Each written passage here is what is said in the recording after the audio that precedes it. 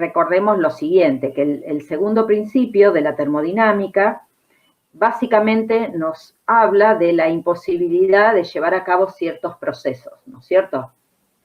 Y eso tiene que ver con que en la naturaleza hay procesos que se producen en cierta dirección y no en la dirección contraria. A través o de la mano del segundo principio, más los conceptos de rendimiento o eficiencia de máquinas térmicas, nosotros en clases anteriores llegamos a la definición de una nueva función de estado que es la entropía, y a través de la entropía llegamos a un enunciado del segundo principio que es, diríamos, de los más conocidos, que básicamente nos dice que la entropía del universo está en continuo crecimiento. ¿Está? Ese es como un enunciado muy popular del segundo principio. ¿Y en base a qué se dice que la entropía del universo está creciendo continuamente? Porque la entropía del universo crece, o la de cualquier sistema adiabático, el universo, recuerden, es aislado, por ende es adiabático, la entropía crece cada vez que en el universo se da un proceso natural, un proceso espontáneo.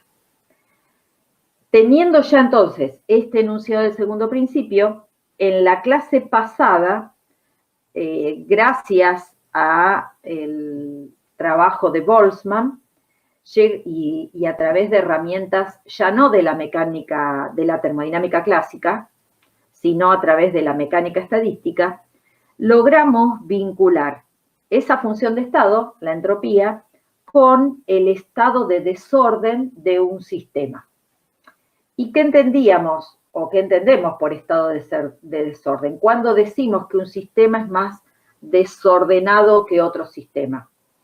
Bueno, eso tiene que ver con el número de microestados que corresponden a un dado macroestado termodinámico. Cuanto mayor es el número de microestados que se corresponden a un dado macroestado, eso es la definición de qué concepto. ¿Recuerdan cómo se llamaba eso? Número de microestados que caracterizan a un macroestado.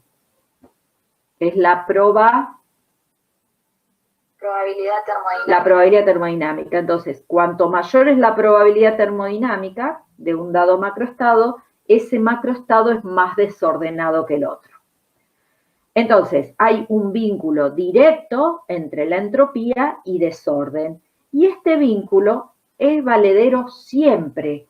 No hay necesidad de que el sistema sea adiabático, aislado. Es decir, que todos los procesos que tienen aparejado un aumento de entropía, vamos a poder concluir que en esos procesos, que en ese sistema hay un aumento del desorden.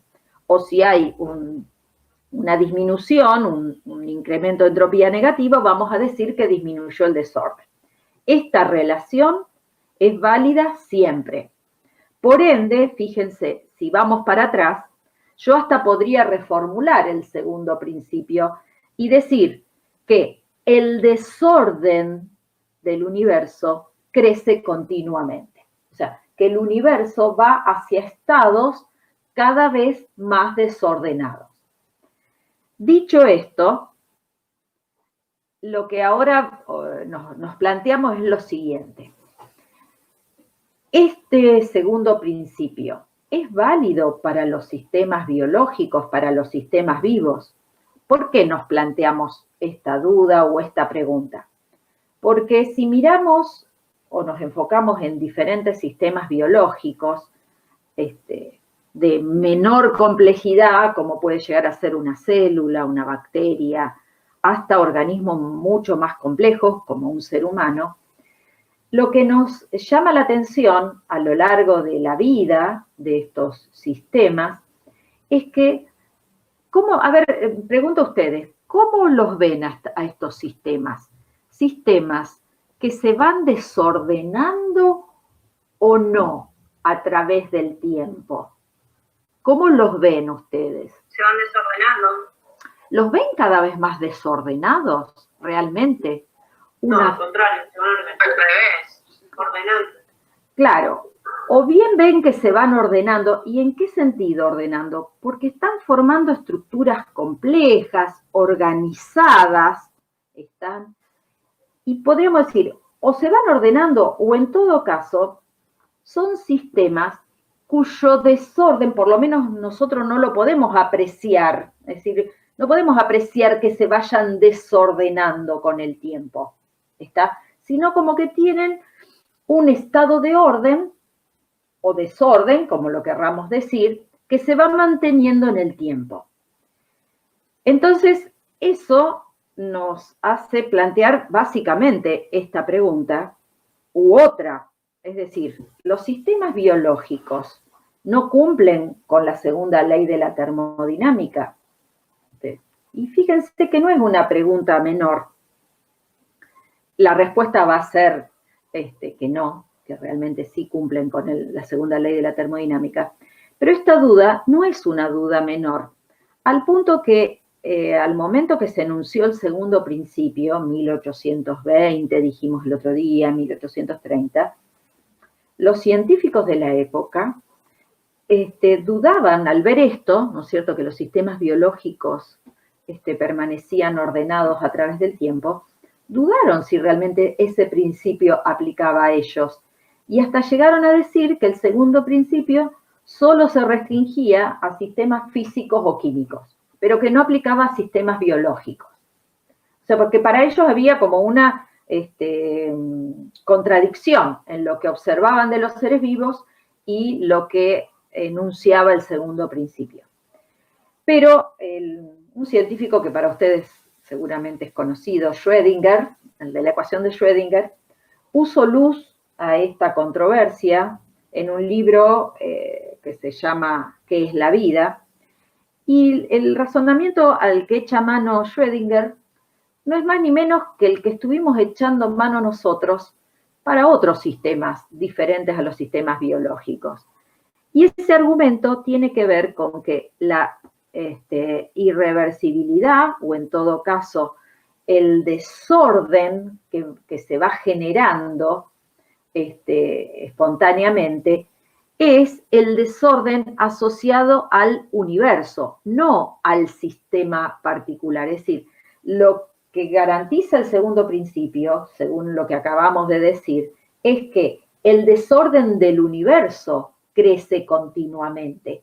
No dice que el desorden de los sistemas individuales va creciendo en forma continua.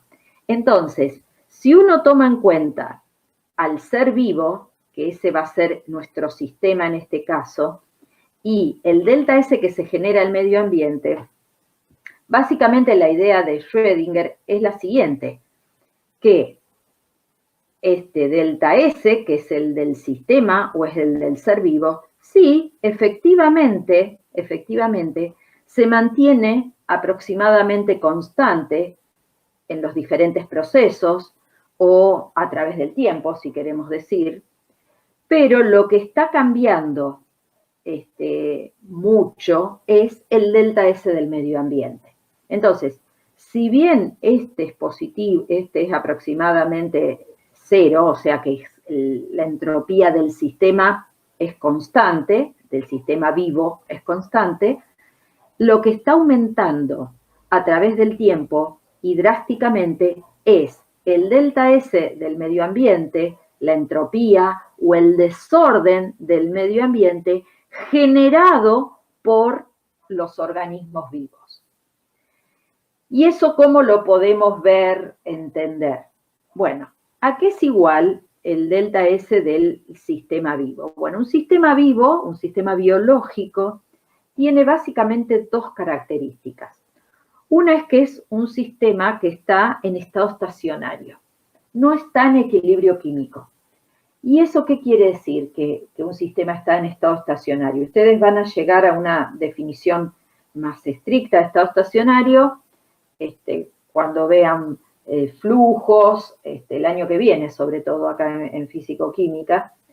Pero por lo pronto un estado estacionario es un estado donde hay en ese sistema flujos de diferentes magnitudes. En un organismo vivo hay flujos todo el tiempo de calor, de materia, de electricidad, pero esos flujos que se mantienen consumiendo energía, esos flujos hacen que algunas variables o parámetros de los seres vivos puedan mantenerse constantes a través del tiempo. Ejemplo, el pH en un ser humano tiene que estar alrededor de 7,4. ¿Está? Ese pH se mantiene gracias a un montón de procesos constantes a través del tiempo y gracias a un montón de flujos. Y así como hablo del pH, hablo de la concentración de potasio en el interior y en el exterior de las células y la concentración de dióxido de carbono, la P de oxígeno, coronavirus, nos baja la P de oxígeno, nos morimos. Entonces, el ser vivo es un ser que está en estado estacionario. ¿Eso qué significa? Que hay muchas variables que se mantienen constantes en el tiempo, pero que todo el tiempo existen flujo de magnitudes. Y eso es lo que hace, el hecho de que esas variables se mantengan constantes, que su grado de desorden se mantenga a través del tiempo. Es decir, que no hay un cambio en ese desorden, el del propio sistema. Hay un enfoque que se aplica a todos los sistemas para interpretar el cambio de la entropía del sistema, y ese enfoque hace, y a ver si podemos entenderlo, o considera que siempre en todo sistema la entropía tiene dos componentes, las variaciones de entropía. Esta que tenemos así como segundo sumando, el delta SI, ese es el que tiene que ver con los procesos irreversibles que se producen en ese sistema. ¿Está? Si mi sistema tiene o evoluciona reversiblemente, esta componente es nula. Pero si en el sistema hay irreversibilidad, esta componente va a ser siempre una cantidad mayor que cero. Entonces, en los organismos vivos hay infinidad de procesos irreversibles que se están produciendo todo el tiempo. Las reacciones químicas que se producen en nuestro organismo. Entonces, el delta S de nuestro sistema va a tener una componente de irreversibilidad positiva. Sin embargo, decimos que el delta S global es aproximadamente nulo. ¿Por qué? Porque este delta S de irreversibilidad está contrarrestado por el delta SE, que en este caso va a ser negativo y de magnitud similar. ¿Saben qué es el delta SE en esta mirada que se tiene del delta S de un sistema? Es lo que se conoce como delta S de exchange, que en los sistemas cerrados tiene que ver con el calor que realmente intercambió el sistema. ¿Está? Entonces, este delta S de exchange en los organismos vivos es menor que cero. Pero en los organismos vivos, dijimos antes que tienen dos características. Son sistemas estacionarios, pero hay otra característica. Son sistemas abiertos. Todo el tiempo nosotros intercambiamos materia con el medio ambiente. Entonces, este delta S de exchange tiene que ver con el intercambio de calor y materia que está haciendo el organismo vivo. Y entonces ahora, para terminar de cerrar la idea, pensemos lo siguiente. En ese intercambio de materia que hacen todos los organismos vivos, pensemos en nosotros. ¿Qué incorporamos a nuestro organismo en cuanto a materia? Incorporamos los alimentos, ¿no es cierto? ¿Qué alimentos incorporamos? ¿Cuál es la estructura química de los alimentos que incorporamos a nuestro organismo? A ver, ¿qué necesitamos para vivir? Proteínas, hidratos de carbono, lípidos, ¿está? Lípidos, perfecto. Fíjense que entonces, a ver, pensémoslo desde la óptica de nosotros como sistema y el medio ambiente. Del medio ambiente estarían saliendo moléculas muy ordenadas, muy estructuradas, glucosa, lípidos, proteínas, que ingresan en nuestro organismo, o sea que nosotros considerados como sistema estamos incorporando moléculas ordenadas. Y una vez que están en nuestro organismo, esas moléculas, ¿qué les pasa a nuestro organismo? A través del metabolismo. ¿En qué se terminan convirtiendo y a través de los diferentes ciclos? ¿Cuáles son los productos finales del metabolismo? Casi energía. Y en cuanto a moléculas, ¿qué eliminamos continuamente nosotros? Dióxido de carbono. ¿Y qué más? Y agua. ¿Está? Entonces, fíjense, otra vez volvamos a pensar en nosotros como sistema y en el medio ambiente. Le robamos al medio ambiente moléculas muy organizadas, glucosa, lípido y proteína. ¿Y qué le devolvemos? Moléculas pequeñas, dióxido de carbono, agua. ¿Y qué les parece en términos de desorden para el universo, para el medio ambiente? ¿Qué les parece? ¿El medio ambiente está ganando o perdiendo desorden al tener este intercambio con los sistemas biológicos? Ganando desorden. Ganando desorden, porque pierden moléculas ordenadas y reciben a cambio moléculas muy pequeñas que pueden dar muchas configuraciones para un mismo macroestado, una alta probabilidad termodinámica. Entonces, de esa manera vemos de qué manera el medio ambiente se está desordenando. Y nuestro sistema se está ordenando porque encima, con esas moléculas organizadas y con ese proceso de metabolismo, se almacena, lo dijo una compañera, parte de la energía se almacena a través de ATP, ¿no es cierto? Y después se utiliza para construir moléculas muy organizadas que dan nuestra estructura, nuestros músculos, nuestras enzimas. Nosotros construimos también moléculas muy organizadas y parte de esa energía también la utilizamos para realizar trabajo, movernos, hacer trabajo nervioso, etcétera, etcétera. Entonces, en definitiva, podemos concluir que nosotros no somos excepción ni vamos en contra del segundo principio de la termodinámica. Nuestra entropía, a través de nuestra vida, se mantiene más o menos constante, de modo tal que el delta S nuestro es aproximadamente 0, pero vamos con nuestra vida generando mucho desorden en el medio ambiente y con ello vamos aumentando el desorden del universo.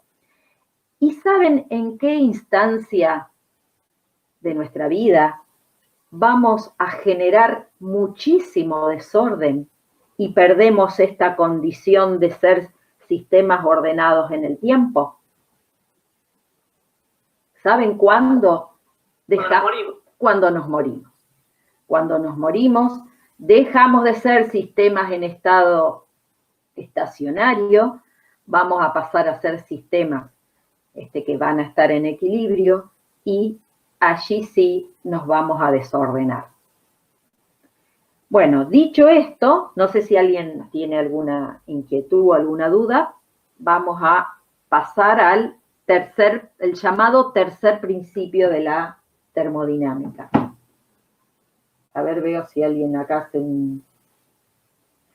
Ahí hay alumnos que dicen que no pueden entrar al chat, a la clase. Les pediría que lo escriban en el chat porque me comentaron en la clase anterior que Bedelia forma parte del grupo, a lo mejor ve el comentario y los dejan entrar. ¿Está?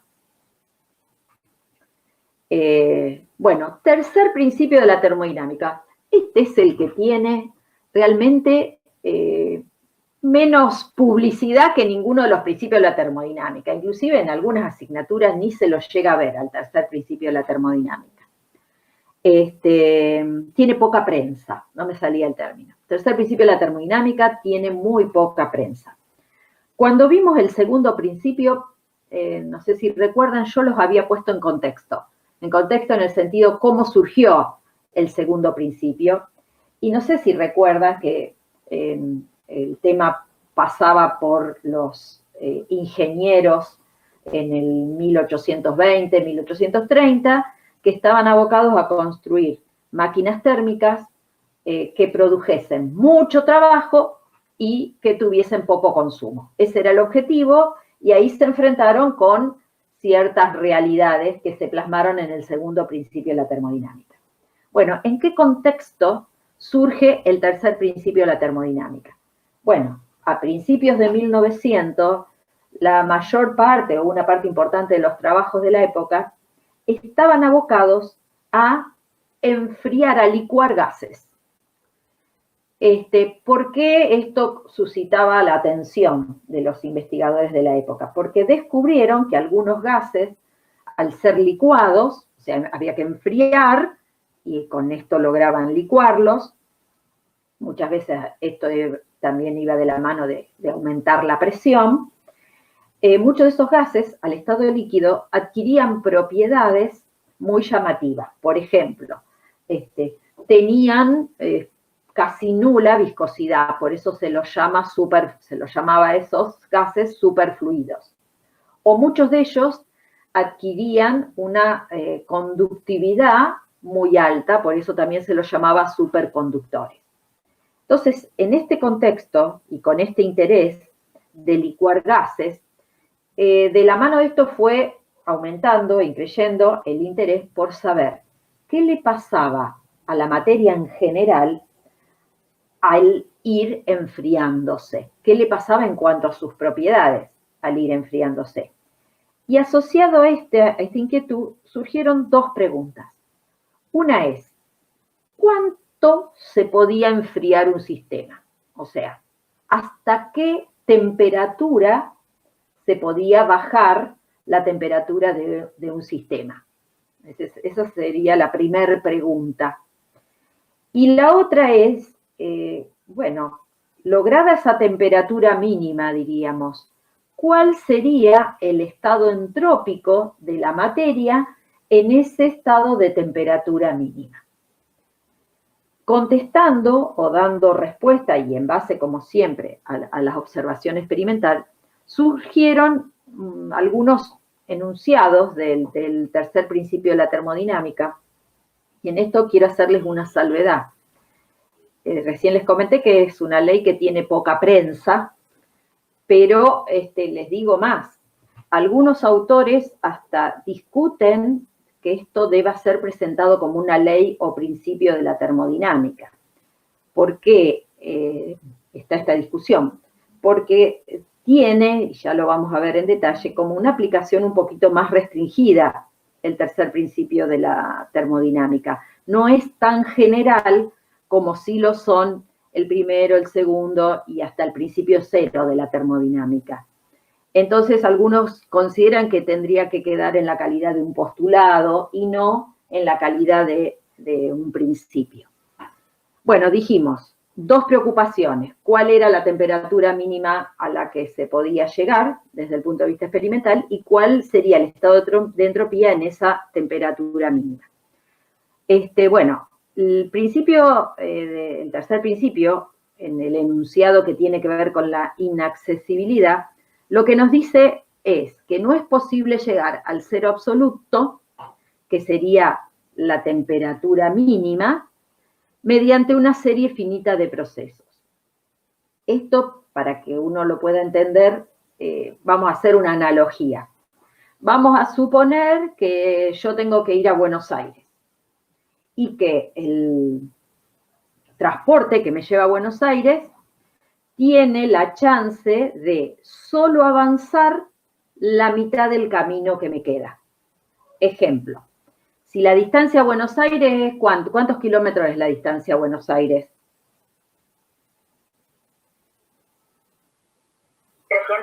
300 kilómetros. Bueno, entonces, por ahí 300. Bueno, entonces mi vehículo solo me permite avanzar la mitad, o sea que avanzo 150 kilómetros, ¿sí?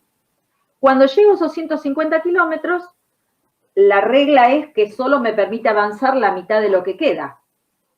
Entonces, quiere decir que voy a poder avanzar, cuando estoy a mitad de camino, mi vehículo solo me va a permitir avanzar ¿cuánto más?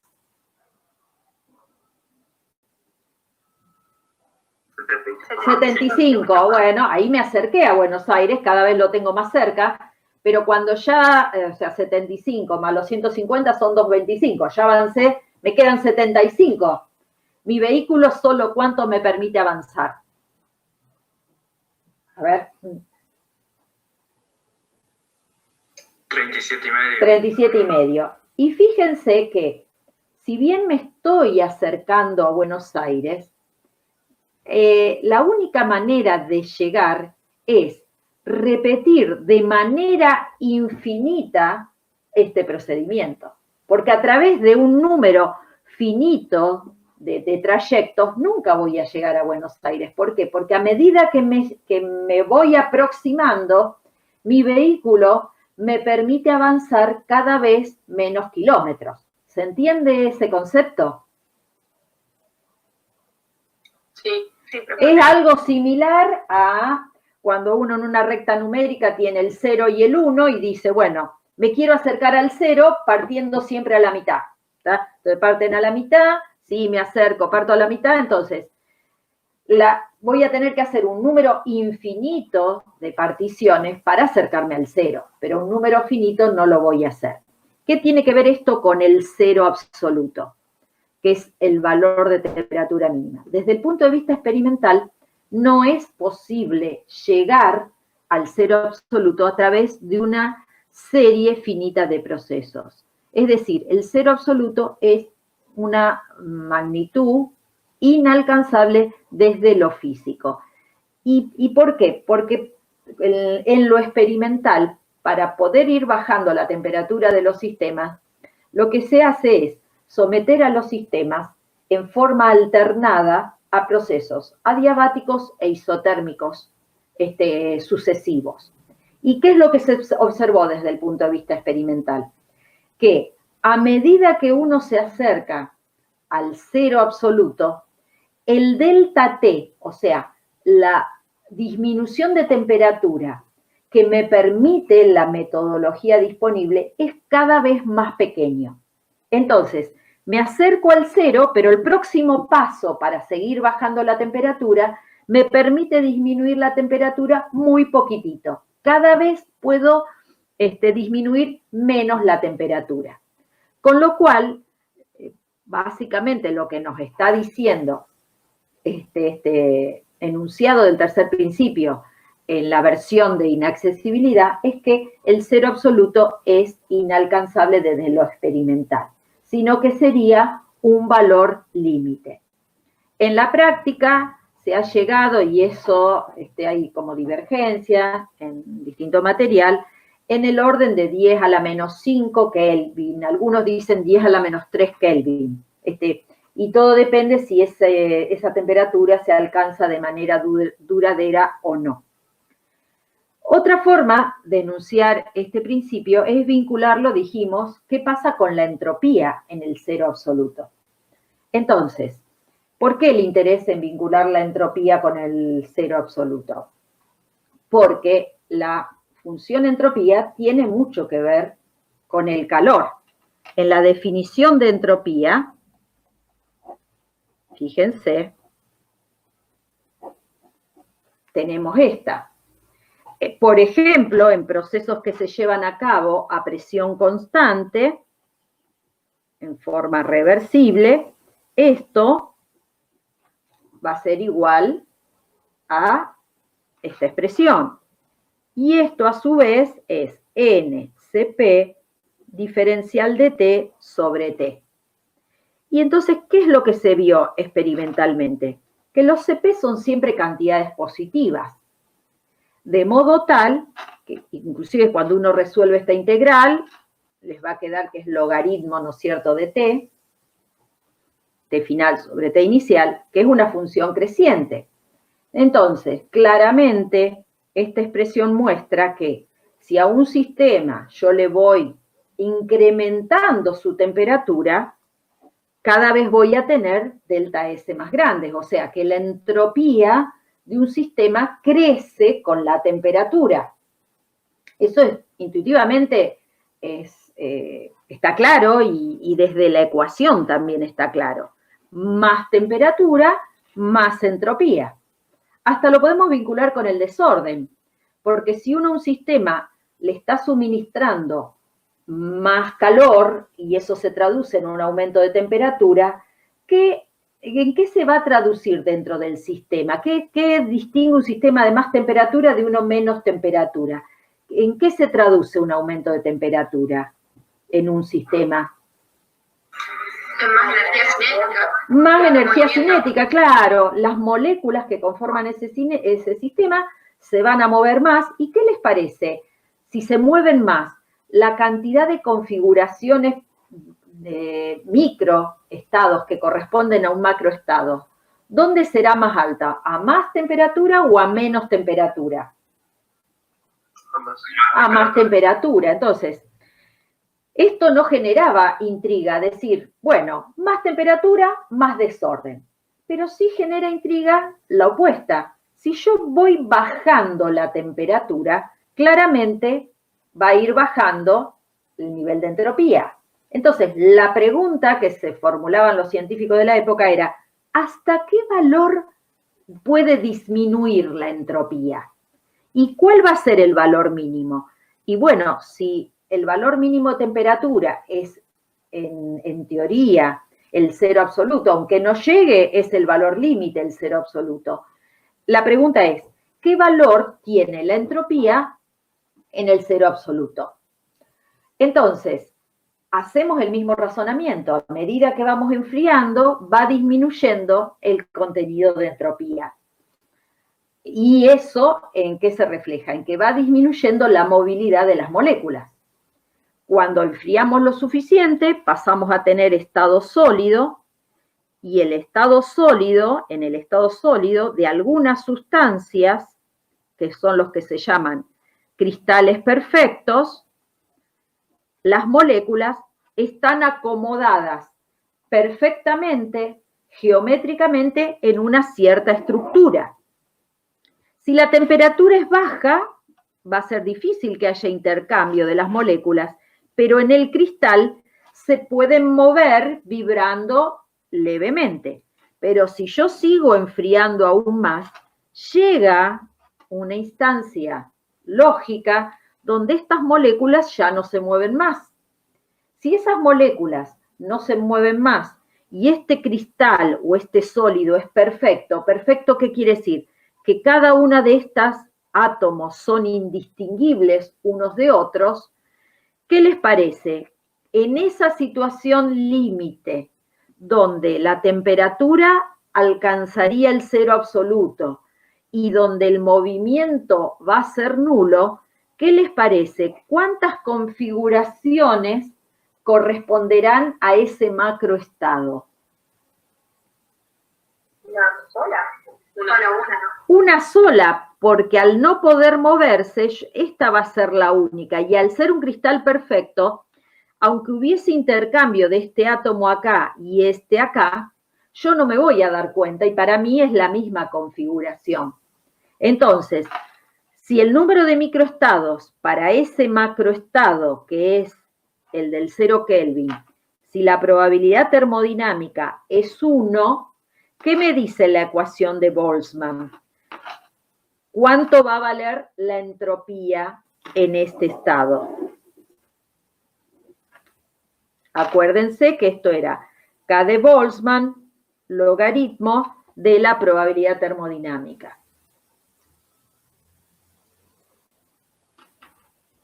0. 0. ¿Está? Entonces, esto es lo que enuncia este otro formato del tercer principio, la ley o tercera ley de la termodinámica. Que cuando la temperatura tiende a 0, fíjense que ya damos por sentado que no se llega a 0, sino que tiende a 0, la entropía de cualquier sólido cristalino perfecto tiende, por eso ponemos acá la función límite, indefinidamente a 0. Fíjense que acá pusimos un valor intermedio, S0, que es el valor mínimo de entropía, y en base a la mecánica estadística decimos que ese valor mínimo es 0. ¿Por qué les aclaro acá S sub 0? Porque hay formas de plantear el tercer principio donde uno dice de esta manera, cuando la temperatura tiende a cero, la entropía de cualquier sólido cristalino, no pone la palabra perfecto, tiende indefinidamente a un valor finito, o un valor constante. Se dice así. Y ese valor no es cero cuando el sólido no es perfecto. Y hay sólidos que hay como isótopos o átomos distintos en la estructura que al intercambiarse hacen que aún en el estado cero pueda haber un número finito de configuraciones. Y en esos casos, en vez de ser cero, la entropía mínima, la entropía del cero, es un valor pequeño que se llama entropía residual. Entonces, acá tendrían dos maneras. Si ponen la palabra perfecto, hay un único microestado en la situación hipotética de temperatura cero. Si hay un único microestado, con la mecánica estadística, la entropía de ese valor vale cero. Si no ponemos la palabra perfecto, tachamos el cero y directamente decimos que la entropía de una sustancia, de un sólido cristalino, cuando se alcance el cero absoluto, es un valor mínimo, que es la entropía residual. Este tercer principio permite definir una escala de entropías, permite tener valores de entropías molares absolutas. Que fíjense que con las otras funciones termodinámicas no era posible hacerlo. En la entalpía, de una manera como arbitraria, uno establecía la entalpía de un elemento, su estado de agregación, a una dada P y una dada temperatura, en su estado de agregación más estable, es nula. Y eso lo hacíamos nosotros. De prepo le asignamos un valor a la entalpía.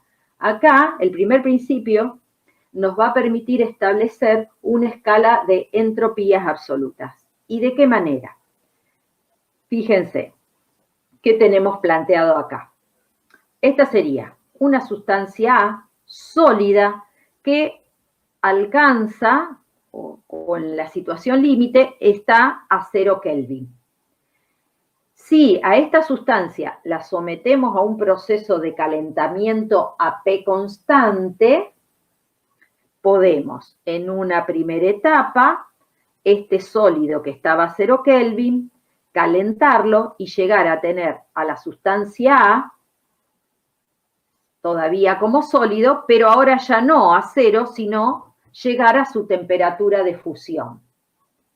Luego, estando en la temperatura de fusión, si seguimos entregando calor a P constante, esa sustancia A puede fundir y vamos a tener el proceso de fusión de esa sustancia A, que es un proceso isotérmico. Ya ahora tenemos la sustancia A, el estado líquido. ¿Qué podemos hacer? Si seguimos suministrando calor a P constante, ese líquido se va a calentar y va a llegar a su temperatura de vaporización. En esta temperatura, entregando más calor, en forma isotérmica se va a convertir en gas y a ese gas, que está a la temperatura de vaporización, podemos seguir calentando y tenerlo a la temperatura T. Entonces, ¿cómo, utilizando la tercera ley de la termodinámica, podemos, y esa es la pregunta, calcular el contenido, ya no el delta? Fíjense la sutileza o la diferencia. Lo que voy a poder calcular es qué valor de entropía tiene la sustancia A cuando, por ejemplo, se me ocurre, a la temperatura T, que es cuando está gaseoso.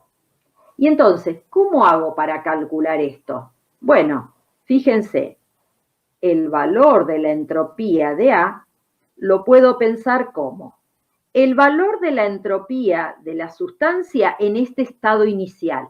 A ese lo llamamos entropía de A en el 0 Kelvin. ¿Sí? Y luego, ¿qué hacemos? Vamos sumando los delta entropía de cada uno de estos procesos. Es como si sabemos el valor de donde arranca, la altura, por decirlo así comparativamente, la altura a la que está el sólido A, entonces si después vamos tomando escalones, vamos sumando la altura de los escalones y vamos a tener a qué altura final está la sustancia A. Acá en vez de altura sería contenido de entropía. Entonces, prestemos atención a toda esta ecuación. El valor de entropía en el 0 Kelvin, según si esta sustancia A es un sólido cristalino perfecto, ¿cuánto va a valer este valor de entropía inicial? 0. Y luego lo que vamos a ir calculando son los distintos delta entropía. A ver, este primer paso, que es cuando la sustancia A sólida desde 0 se calienta a P constante hasta la T de fusión. ¿Cómo se calculaba el delta S? Bueno, eso lo vimos la clase pasada. Vamos a suponer, después sobre el final de la clase vamos a hacer otros ejercicios, pero vamos a suponer que este calentamiento es cuasi estático. Y vamos a ver entonces, y en base a lo que vimos recién, es que este calor intercambiado es un calor reversible, si es AP constante, es un diferencial ¿de qué?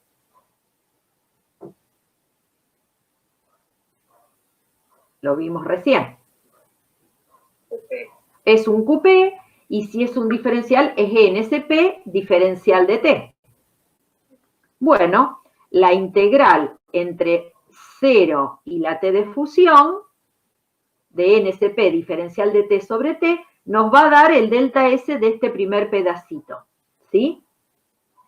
De la misma manera, fíjense, acá, en esta evolución, cuando pasamos de la líquido a la T de fusión, a la líquido a la T de vaporización, es esta otra integral. La diferencia con la primera, ¿en qué va a estar? Es también un calentamiento. Claro, en la primera ponemos el CP del sólido y acá ponemos el CP del líquido. Y obviamente en los extremos de integración. Y de la misma manera hacemos el calentamiento del gas. ¿Está? Y fíjense que acá ponemos el CP del gas. Primer pregunta, error típico. ¿Ese CP vale 5 medios de R? No, porque no. es un sólido. No, acá ya no es más sólido A. Es un vapor o un gas. Depende a qué presión estamos. No, no es esa. O sea, la respuesta es que no es 5 medios de R.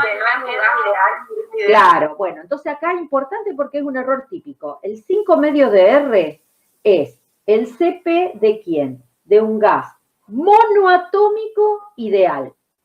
Entonces, si la sustancia esta A, al estado gaseoso, tiene interacciones con otra, o sea que no tiene comportamiento ideal, y es diatómica, sonamos, no podemos usar 5 medios de R.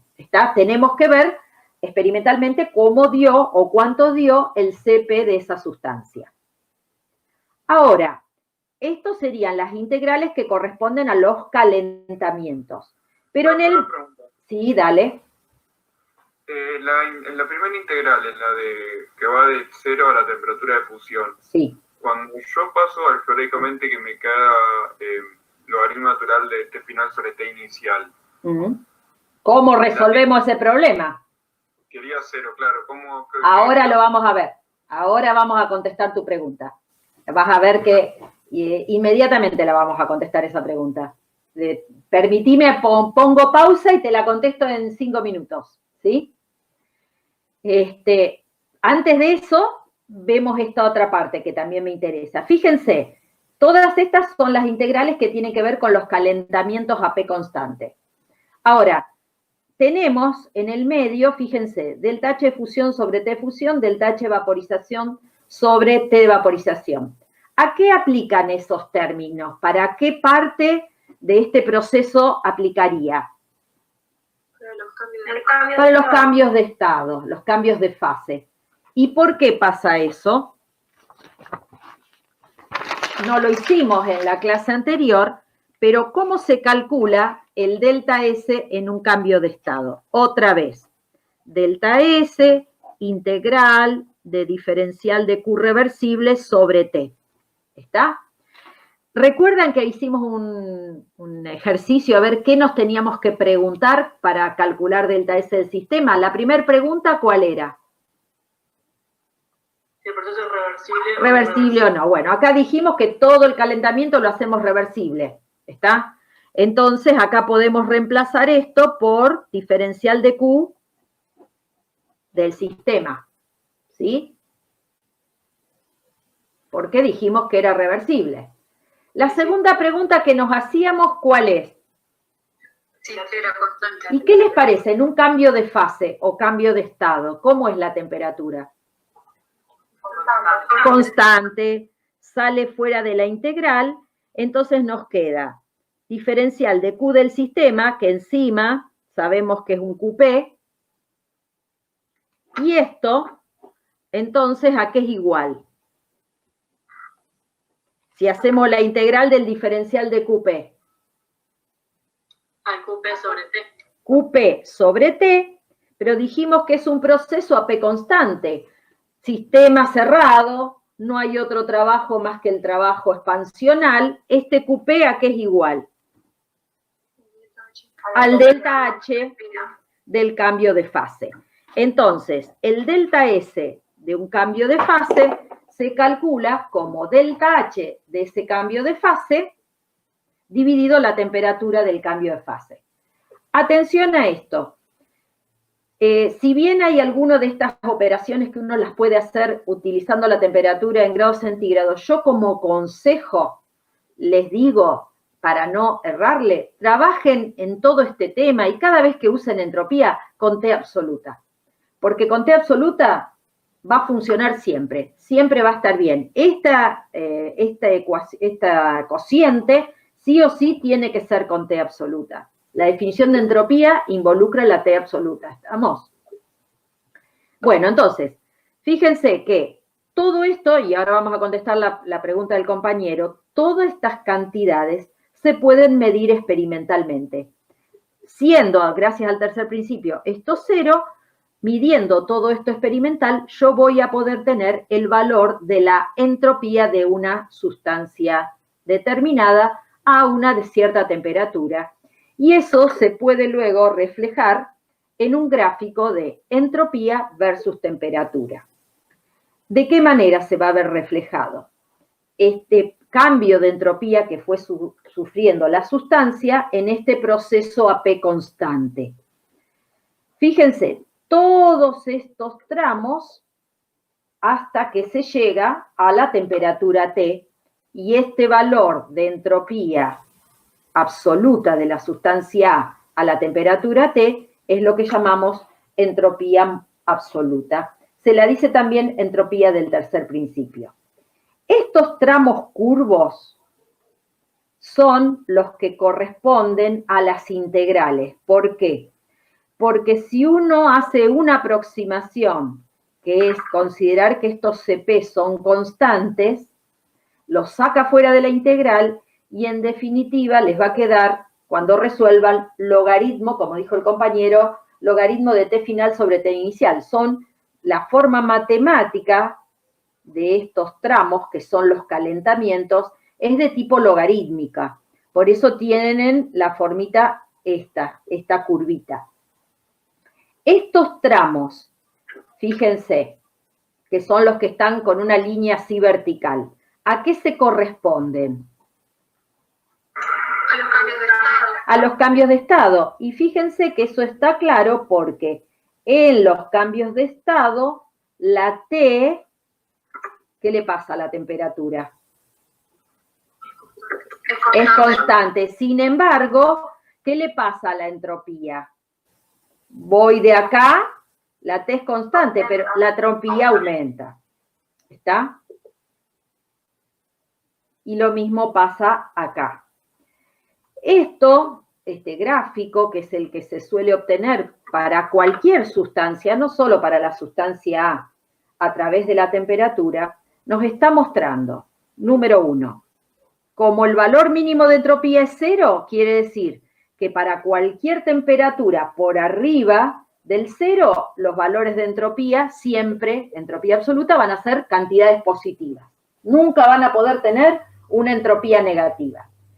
Si yo esa entropía, a su vez, la divido por el número de moles de la sustancia, si eran 2, 3, lo que fuese, ahí surge una cantidad que se llama entropía molar.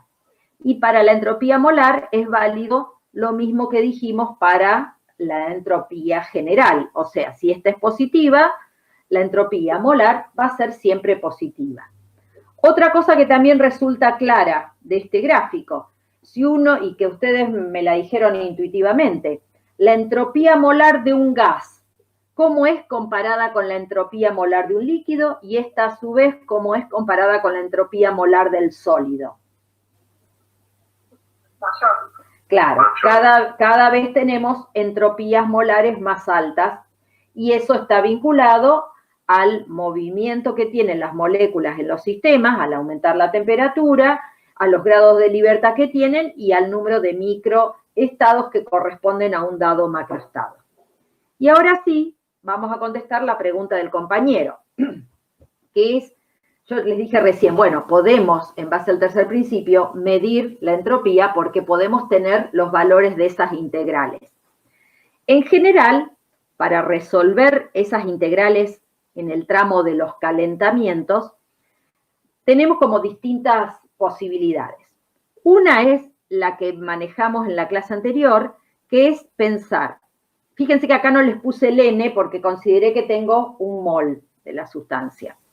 Entonces, una posibilidad, ¿cuál sería para resolver esta integral? Hacer una aproximación. ¿Cuál es esa aproximación?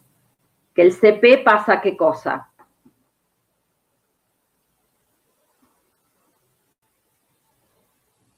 En este rango de temperatura, considerar que el Cp es ¿cómo?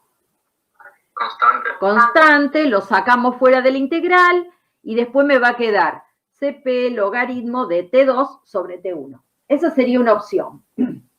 Es una opción con una aproximación de por medio.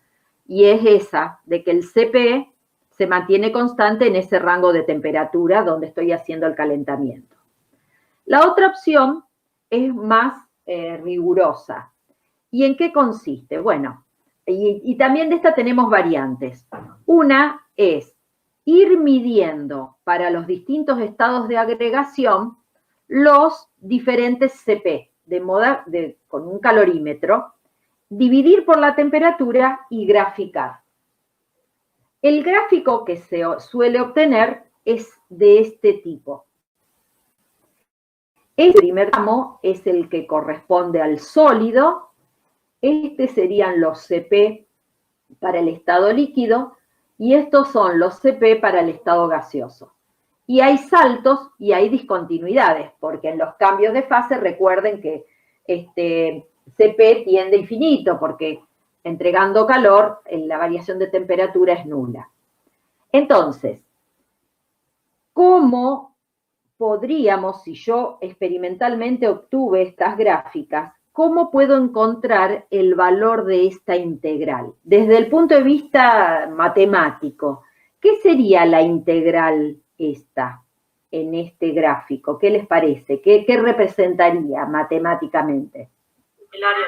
El área. Entonces, fíjense, si dijimos que era para el estado vapor, entonces el área bajo esta curva es esta integral.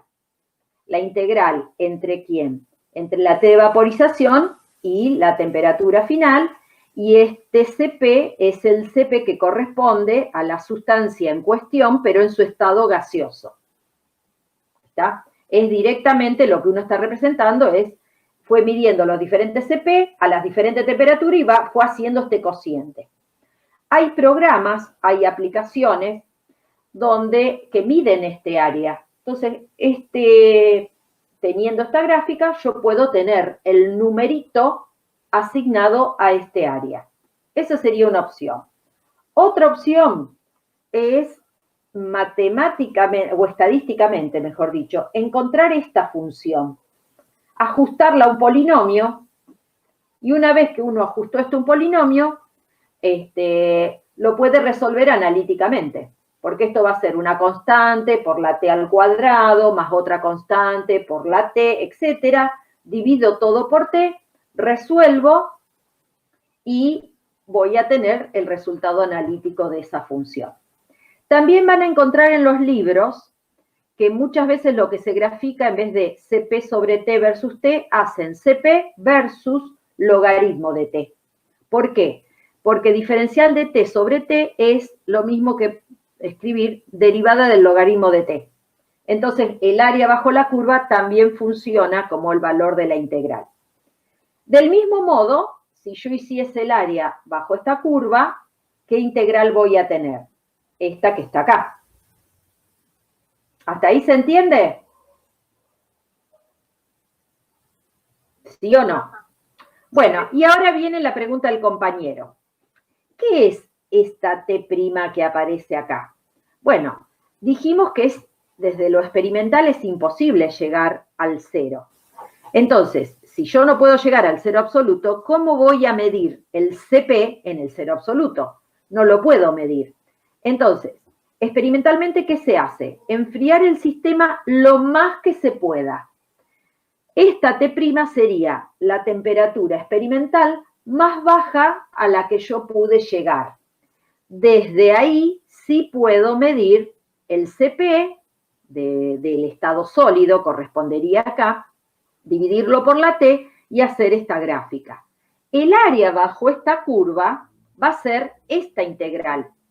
La integral entre T' y T de fusión de CP del sólido diferencial de T sobre T.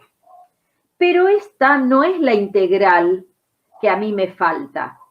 ¿Qué me estaría faltando a mí para poder después con estas integrales y con los delta H de fusión sobre T, qué me falta para poder después calcular una entropía absoluta? Que es lo que preguntaste vos, al compañero que preguntó. ¿Qué me falta a mí? ¿Conocer qué cosa? El valor de entropía con la temperatura. Claro, me falta conocer qué le pasó al CP en este pedacito.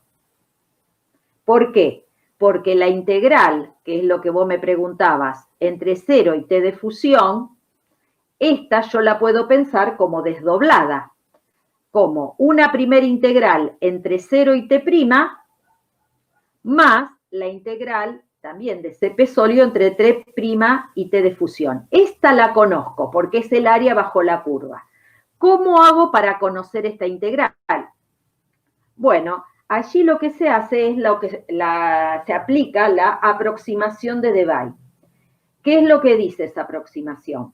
Que para temperaturas sumamente bajas, el CP es igual a una constante alfa por la temperatura al cubo. Entonces, esa es la herramienta para poder calcular esta integral. ¿De qué manera? El CP lo igualo a la expresión de Debye. Pero, ¿qué dificultad tengo para poder encontrar esto y resolverlo analíticamente? ¿Qué me hace falta conocer?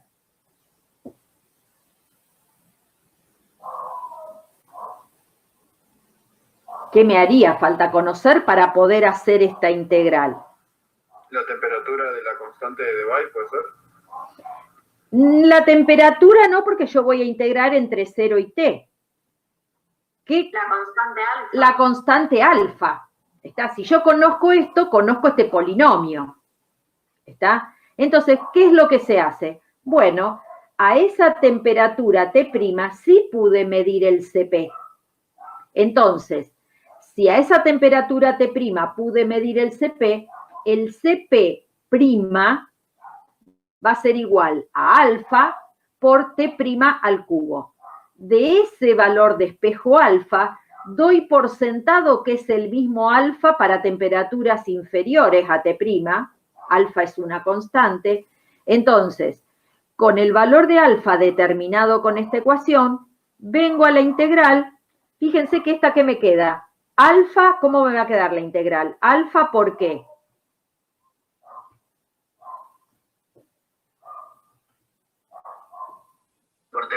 por T cuadrado diferencial de T. Y cuando yo la resuelva, ¿qué me va a quedar entonces? Alfa sobre 3. Sobre 3, valor, o sea, alfa por T, porque me quedó T cuadrado, alfa por T cuadrado. La integral de T cuadrado, ¿qué es? T cubo sobre 3. Y eso valorado entre 0 y T'. Y fíjate, que era tu pregunta, me desapareció la indeterminación que yo hubiese tenido si acá directamente aplicaba, sacaba el CP y ponía logaritmo de T final sobre T inicial, porque como vos bien decís, cuando yo quiera valorar el logaritmo de 0, me queda menos infinito. ¿Se entiende? De esta manera, yo estaría resolviendo y teniendo el área de este pedacito, que es esta integral.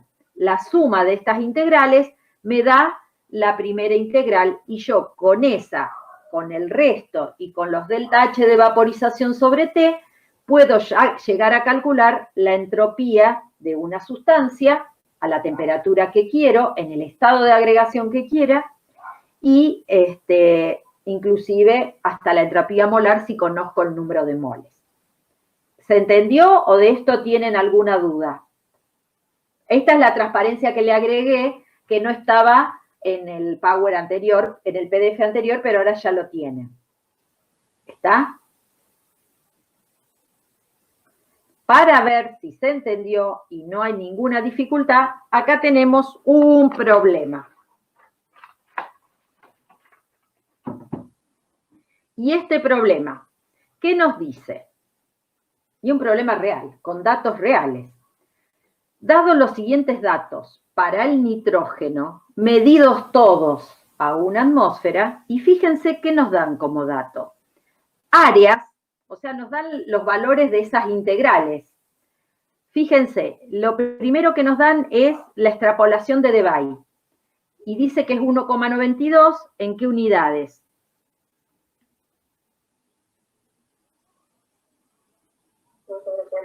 Joule sobre Kelvin mol. Este área es la integral de qué pedacito de los que vimos.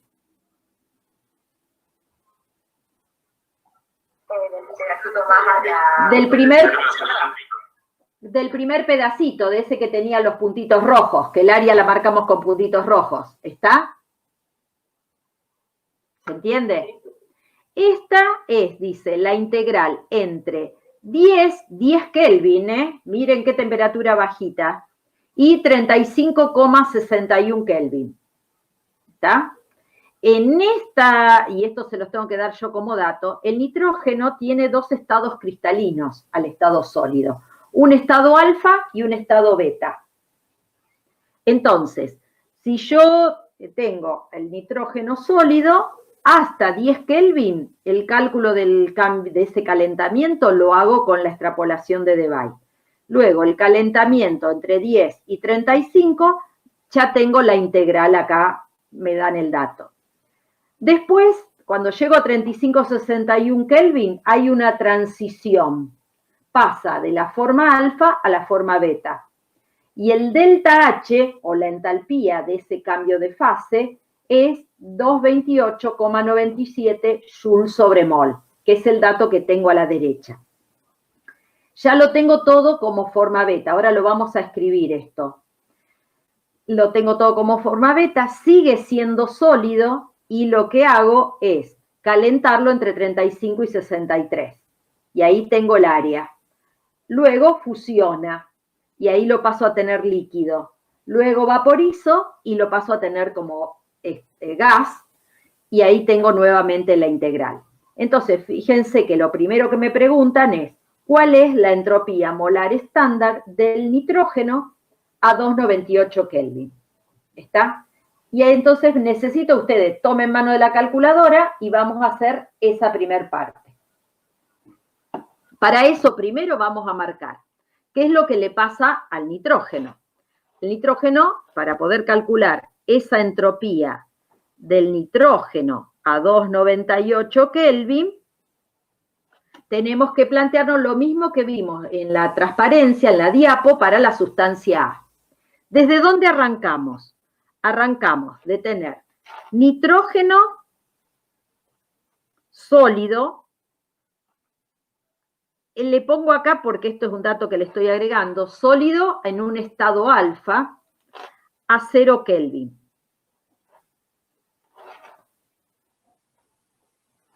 El primer cambio, el primer calentamiento, nos va a llevar a tener el nitrógeno sólido, alfa, pero ¿hasta qué temperatura?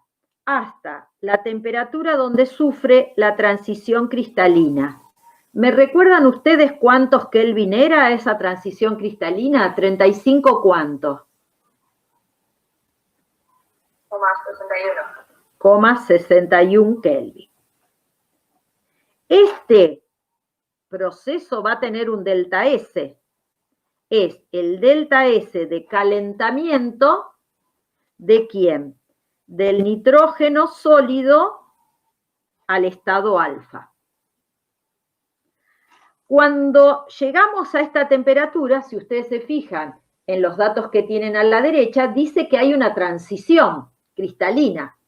Las transiciones cristalinas lo que me está diciendo es que le cambia la estructura del cristal, pero ese cambio es isotérmico, es como si fuese un cambio de fase. Solo que acá no es que cambio de sólido a líquido, sino que cambio de un tipo de sólido a otro tipo de sólido. Entonces acá, ¿qué pondré? El nitrógeno, que ahora ya no está más como sólido alfa, sino que va a estar como sólido beta. Y como es una transición isotérmica, vamos a poner 35,61 Kelvin. Este es un delta S de una transición cristalina. Luego, ¿qué les parece? ¿A dónde lo llevamos? ¿Cuál es el próximo paso de esta evolución? ¿A dónde lo llevamos al nitrógeno?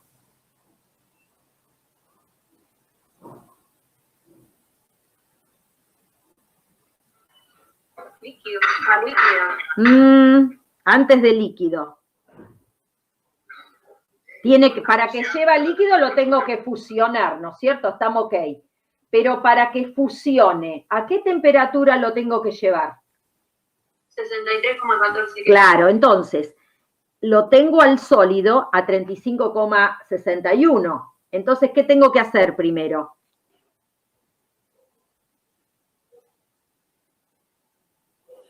Llevar a este nitrógeno, claro, sólido, ¿hasta qué temperatura?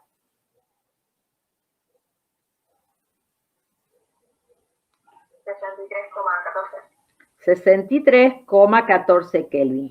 ¿Qué proceso es este? Donde el nitrógeno sólido en la estructura cristalina beta estaba a 35 y pico Kelvin y lo llevamos a 63 Kelvin.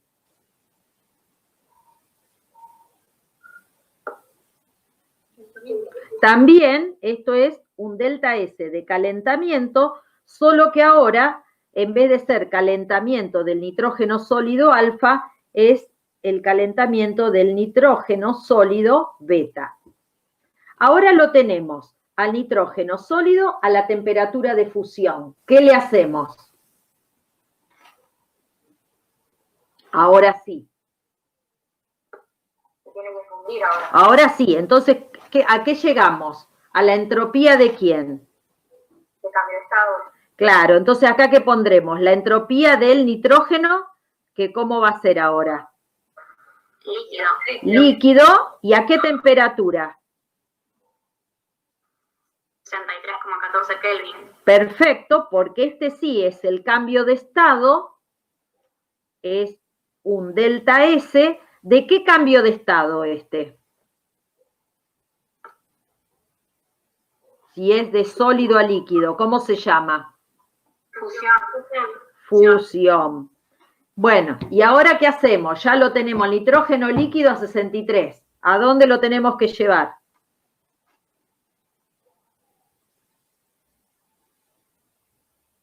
¿Lo vaporizamos? ¿Lo vaporizamos a este? Hay que llegar a esa temperatura. Primero lo tengo que ¿qué tengo que hacer con este nitrógeno líquido que está a 63 para poder vaporizarlo? Primero lo tengo que llevar A la temperatura de vaporización. a la temperatura. Entonces voy a tener nitrógeno líquido. ¿Y cuál es la temperatura de vaporización? 77,32 Kelvin. Perfecto. De acá para acá, ¿qué sería? Un delta S de... Vaporización. Claro. No, perdón. No es un cambio de estado. No. Claro, este va a ser de calentamiento, pero ahora ¿de quién es el calentamiento? Del nitrógeno líquido. Y ahora sí, ¿qué le hacemos? Hoy falta poquito, ya está. ¿Qué hacemos ahora con este nitrógeno líquido 77,32? Lo vaporizamos. Ahora sí lo vaporizamos, entonces pasaremos a tener, en vez de nitrógeno líquido, nitrógeno vapor. ¿Y a qué temperatura? 67,32 Kelvin. 77,32 Kelvin. Y ahí se terminó, ya lo tengo como vapor.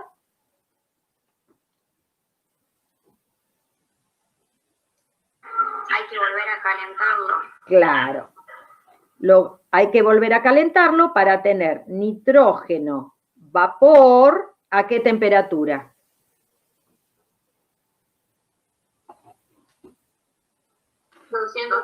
298. Y este delta S, ¿qué va a ser? El delta S ¿de quién?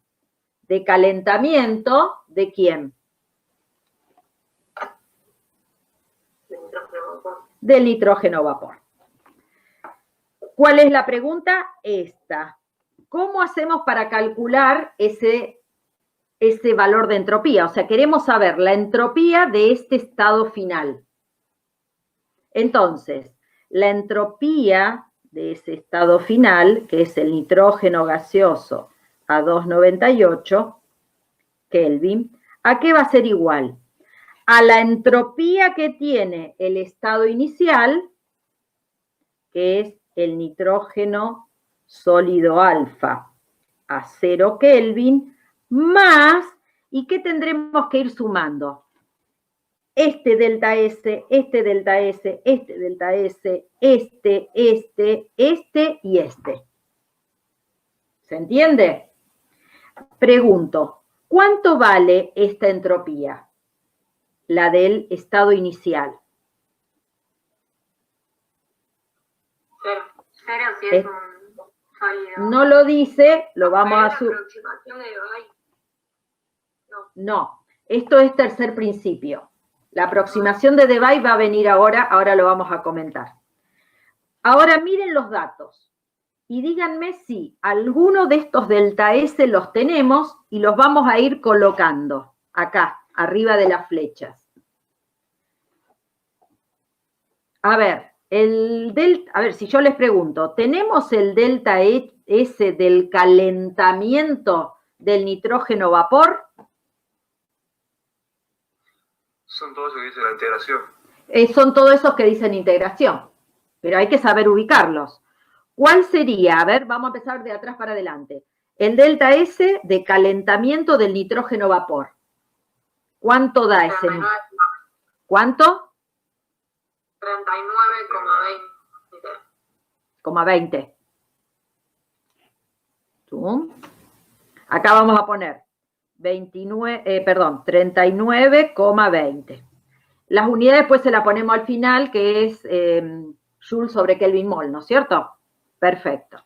Ya tenemos, este ya lo tenemos. ¿Qué otro tenemos de calentamiento? Dejamos para el final los cambios de estado. ¿Tenemos el calentamiento del nitrógeno líquido? ¿Qué es ese? 11,41. ¿Están todos de acuerdo, no? Sí. Perfecto. Más. ¿Tenemos el calentamiento del nitrógeno sólido beta? 23,38. Perfecto. ¿Y qué nos falta? el calentamiento de quién sería. Del sólido alfa, desde 0 hasta 35. ¿Lo tenemos desde 0 hasta 35? No, tenemos desde 10 hasta... Tenemos desde 10 hasta 35. ¿Cuánto da eso? 25,25. ¿Pero qué tenemos también como dato? La extrapolación de... Claro, eso que dice extrapolación de Debye es la integral entre 0 y 10.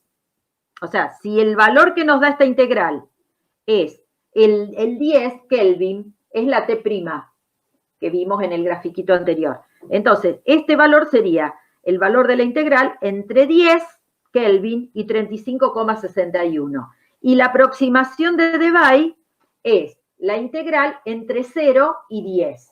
Que en este caso, ¿cuánto es? 1,92. 1,92. O sea, esto es 1,92, que es la aproximación de Debye, más 25,25. ¿Qué nos faltan para poder terminar el cálculo de la entropía? ¿Qué nos faltarían? ¿Los delta S de qué partes? Los cambios de estado. De los cambios de estado o de la transición cristalina. Entonces, el delta H de la transición cristalina, para poder calcularlo, ¿qué tenemos que hacer? En base a lo que vimos hace un momentito, que es para la transición cristalina es como un cambio de fase sólido-líquido, líquido-gas, solo que acá estamos cambiando de estructura. ¿Cómo lo haré el cálculo del delta S? Perdón, acá tendría que haber puesto delta S de la transición. ¿Cómo es el delta S de esa transición? ¿Cómo se calcula? El delta H sobre T. El delta H sobre T. A ver quién me tira los valores. Si tienen la cálculo, lo vamos haciendo y se lo vamos a ir sumando acá.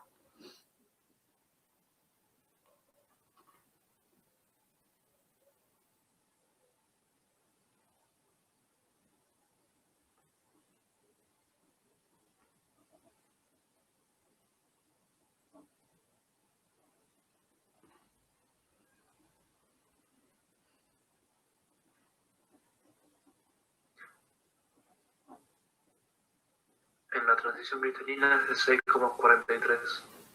6,43. Queda todo en las mismas unidades, ¿no es cierto? El delta S de fusión, o sea que acá hay que sumar 6,43. El de fusión es 11,42.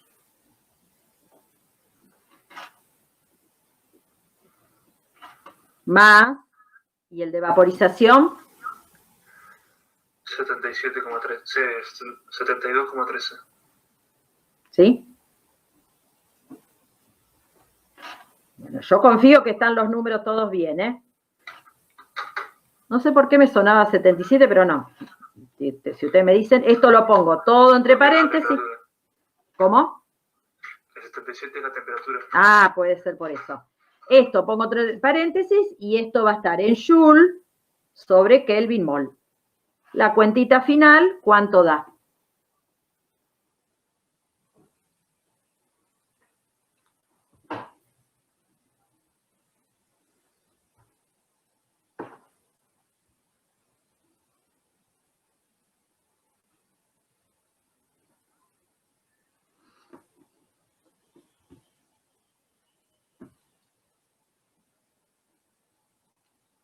Creo que 191,14. Bueno, es lo que yo...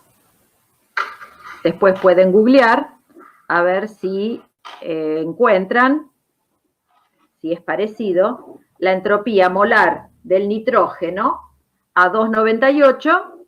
Fíjense si es esta.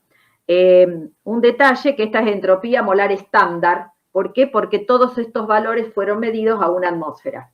¿Está? Entonces, acuérdense que la situación estándar siempre se considera una atmósfera. Hicimos ya la parte A. La parte B del problema dice, calcular delta S del sistema, fíjense, si no dice nada hay que interpretar, y delta S del universo asociado al calentamiento cuasi estático de 1 mol de nitrógeno líquido de 77,32 hasta 2,98. O sea que ahora, en vez de pedirnos un valor de entropía, nos pide una variación de entropía. ¿Y cuál sería el proceso que al que le tenemos que calcular la variación de entropía? El pasaje de ¿qué? De nitrógeno líquido, que está ¿a qué temperatura? A 77,72 Kelvin, lo calentamos cuasi estáticamente a una atmósfera y lo llevamos a 2,98. ¿Qué estará pasando al hacer este calentamiento con el nitrógeno? Lo evaporamos y después calentamos. Claro, entonces, primero,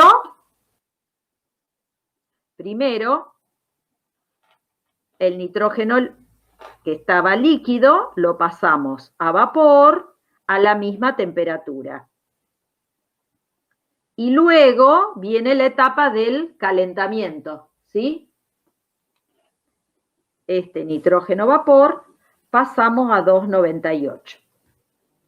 Esto lo podemos escribir así entre paréntesis. Y entonces, primero, ¿cuánto vale delta S del sistema?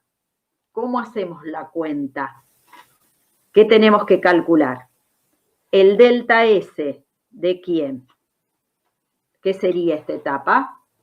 De vaporización. De vaporización, más el delta S Calentamiento. del nitrógeno vapor. Entonces, el delta S del sistema va a ser delta S de vaporización más delta S del calentamiento del nitrógeno vapor. ¿Tenemos estos datos? ¿Sí o no?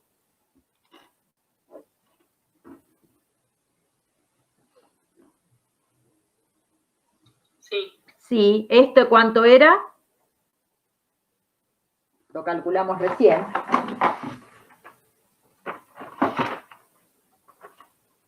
72,13. 72,13 y este era una de las integrales. 39,20 me parece. ¿Digo bien? Sí, profe. Sí, profe.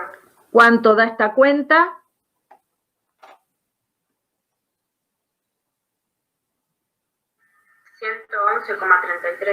111,33. 111,33 Joule sobre Kelvin mol. Pregunta de rigor. ¿Cómo es este delta S del sistema? Fíjense que acá ya no calculamos entropía molar, no estamos aplicando tercer principio. Estamos haciendo un ejercicio típico del segundo principio. Entonces, esta variación de entropía del sistema es positiva. Pregunto, ¿sirve como criterio de espontaneidad? No, ¿por qué? Porque el sistema no es adiabático. Perfecto. Pregunto otra cuestión. ¿Qué pasa con el desorden del sistema? ¿Qué puedo decir? Que aumentó el desorden. Perfecto. Bueno, entonces, sé que aumentó el desorden, sé que no sirve como criterio de espontaneidad. ¿Qué tengo que calcular para que obtener una función que sí me sirva como criterio de espontaneidad? El delta S del universo. Delta S del universo, y para eso tendré que calcular delta S del medio ambiente. Integra, que va a ser el opuesto, porque esto por definición va a ser menos diferencial de ecosistema sobre T del medio ambiente. Como es un proceso cuasi estático, esto les queda, o reversible, sobre T, y fíjense que esto es menos diferencial de QP sobre T, y esto es la integral de menos n, que acá n es 1, CP diferencial de T sobre T. ¿Está? Perdón, acá hay una cuestión. Voy a tener que hacer esto para cada pedacito, ¿eh? Esto voy a tener que desglosarlo, porque el T de medio ambiente más, y esto les va a quedar después, diferencial de QP sobre el T del cambio de fase, y esto va a ser el menos delta H sobre T. Conclusión, y ya con esto quedaba, delta S del medio ambiente es menos delta S del sistema, con lo cual delta S del universo es nulo. ¿Y qué me está diciendo eso? ¿Sirve como criterio de espontaneidad? Sí. Sí, al ser cero me está diciendo que es un proceso reversible. ¿Está? Me adelanto a un ítem, que es cómo se representa el S versus T en este proceso en particular. Entonces, yo tendré que arrancar en 77,32 Kelvin. Voy a tener un valor de entropía que hasta lo puedo calcular, eso queda como tarea, usando el tercer principio.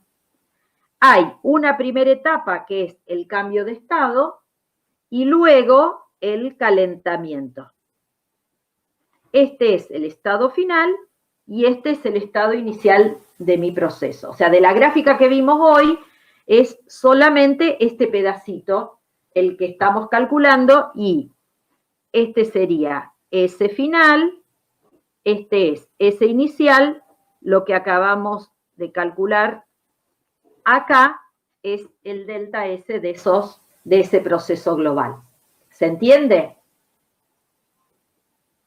La pregunta C es, ¿cuánto vale repetir el cálculo, suponiendo que este proceso se llevó a cabo de otra manera? En vez de ir calentando, por ejemplo acá entregando cantidades diferenciales de calor, ¿cómo hicimos el calentamiento? ¿Qué dice el ítem C? Que lo hicimos brusco, digamos. Dice que lo hicimos Cuasiestático. no cuasiestático. Entonces, primera pregunta. ¿Cuánto vale delta S del sistema? Definición. Tiene el mismo valor. Claro, porque yo voy a aplicar esto y me voy a preguntar, ¿el proceso ahora que lo hago de esa manera es reversible? ¿Qué voy a contestar? No. Entonces, esto no es diferencial de Q del sistema sobre T. Pero lo que sí puedo hacer es buscar un camino alternativo al que le sepa calcular el delta S. El camino alternativo al que le sé calcular el delta S es este. Y ya se lo calculé el delta S, que da 111,33. Entonces, si el estado inicial del proceso B y el estado inicial y final del proceso B coincide con el estado inicial y final del proceso C, es lógico que el delta S de este proceso sea ¿cuánto? También 111,33 Joule sobre Kelvin mol. La misma pregunta que antes, ¿es una cantidad positiva en este proceso que es no cuasiestático? ¿Sirve como criterio de espontaneidad? No, porque esto también no es un proceso adiabático. ¿Qué me dice del desorden? ¿Qué pasó con el desorden? Aumentó. ¿Qué tenemos que calcular para definir si es un proceso espontáneo o no? Calcular la entropía del universo. Tengo que calcular la entropía del universo y para eso el delta es el medio ambiente. Antes de pasar a eso, les quería marcar lo siguiente. Esta evolución, la C, la voy a tener que representar acá también. ¿Cómo la representaré? Cruces sobre esa curva. Sobre la curva o en cualquier lado, cruces. Las cruces no quieren decir un camino. Simplemente lo que me están indicando es que no lo conozco. Entonces, esta sería la representación de la evolución reversible y las cruces sería la representación de la evolución no cuasiestática. ¿Qué me queda por hacer? Delta S del medio ambiente, acá, en esta evolución. Entonces, para calcular delta S del medio ambiente, integral de menos diferencial de Q del sistema sobre T del medio ambiente. ¿Qué pregunta me tengo que hacer acá? Si la tenés constante. Si la T es constante, ¿qué me contesto? Sí, ¿quién es el medio ambiente en la parte C? El termostato. El termostato, Entonces, fíjense que acá les va a quedar menos Q del sistema sobre T del termostato, que es 298 Kelvin. Es el calor que intercambió el sistema cambiado de signo para pasar de nitrógeno a 77 Kelvin a nitrógeno vapor a 298. Ese es el calor que tengo que poner acá. Que es un calor, aunque sea irreversible, intercambiado a P constante. Entonces, si es un calor intercambiado a P constante, ¿esto qué va a ser?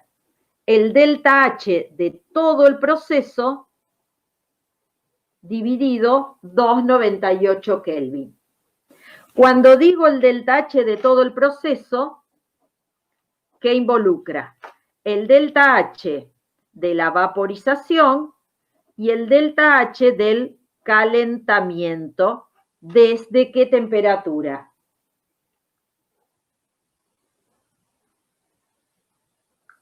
De 77 a 280. Ah, sí, 298. ¿Está? Este lo conozco, el delta H de vaporización. Sí. ¿Cuánto da?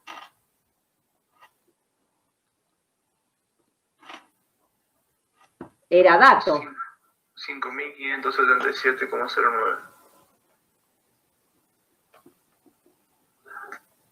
Joule sobre mol. Ahora, ¿cómo hacemos para calcular el delta H del calentamiento? ¿Qué expresión hay que usar para calcular delta H de calentamiento? ¿No se puede usar la integral multiplicada por la temperatura? No, porque no, desde el punto de vista matemático no es lo mismo. Yo pregunto así más en el fondo, ¿cómo se calcula un delta H? ¿Qué fórmula hay que usar? A lo mejor algo de la integral vamos a usar, pero a ver. NCP delta T. Claro. N, CP, delta T. N vale 1, porque dijimos que era un mol. ¿Delta T lo conozco? Sí. ¿Cuánto es? 298 menos... ¿Cuál era la temperatura? La de cambio, la de vaporización. ¿Sí? Serían 220,68. 220,68. ¿Qué nos falta para poder calcular el delta H de ese pedacito? Sumárselo al anterior, le cambiamos el signo y dividimos por 298. ¿Qué me faltaría? ¿Qué dato? El CP. Entonces ahí tomamos mano de algo que mencionamos hoy temprano, que es una aproximación. Nosotros tenemos este dato, el CP de vaporización diferencial de T sobre T, ¿sí? Entre 77,32 y 298. Es lo que llamamos, es esa integral, tenemos el número de esta integral. ¿Cuánto daba esta integral?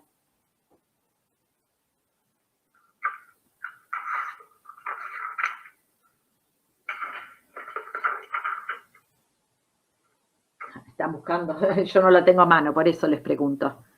Esta creo que era la última, ¿sí? 39,20. 39,20 Joule sobre Kelvin mol. Tenemos el dato de la integral, no tenemos el dato del CP. Pero yo que les comenté hoy y qué sabemos nosotros, hay una manera de aproximada de resolver esta integral. ¿Cuál sería la manera aproximada? Pensar qué cosa. Que este CP, ¿cómo es en este rango? Constante. Constante. Si pensamos eso, sale fuera de la integral. ¿Sí? ¿Y a qué me queda igual esto? Diferencial de T sobre T valorado entre 77 y pico y 298. ¿Cuánto es la integral de diferencial de T sobre T?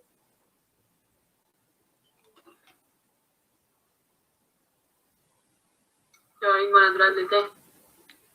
Sí, y al valorarlo, ¿qué nos va a quedar? El logaritmo de T final, que es 298, sobre T inicial.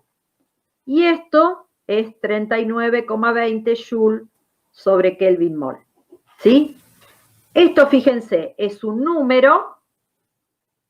Esto es un número y de acá podemos sacar un valor aproximado del CP del nitrógeno vapor.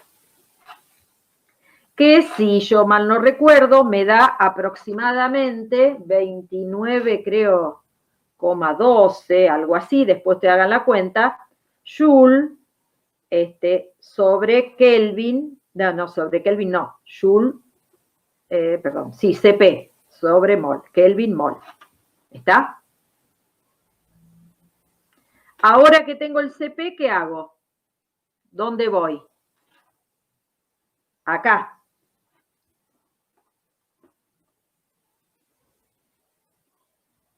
Calculo el delta H de calentamiento. A ver, díganme cuánto les da el delta H de calentamiento. Tienen que hacer 29,12 por 220,68. 6.426,2. 6.426,2. Bueno, entonces, ya tengo tengo este. ¿Cuánto da el delta H total? Es la suma de, dijimos, 5.577,09 más 6.426,2.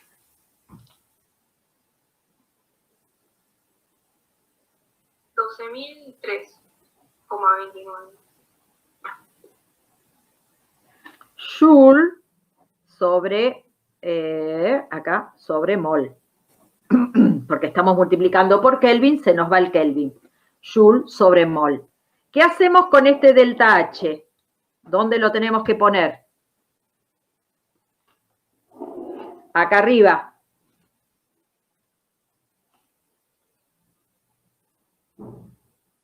Cambiado de signo, dividir por la temperatura del termostato y con eso tendremos delta S del medio ambiente. A ver cuánto les da el delta S del medio ambiente y ya estamos terminando. Menos 40,28. Menos 40,28 Joule sobre Kelvin. Acá yo les puse mol. Si consideramos un mol desaparece también mol, ¿eh? Y acá lo mismo, quedaría el Joule sobre Kelvin, sí, ¿está? Entonces, ¿cuánto daba delta S del sistema? 111,33 menos 40,28 Joule sobre Kelvin. ¿Y esto qué cantidad me da?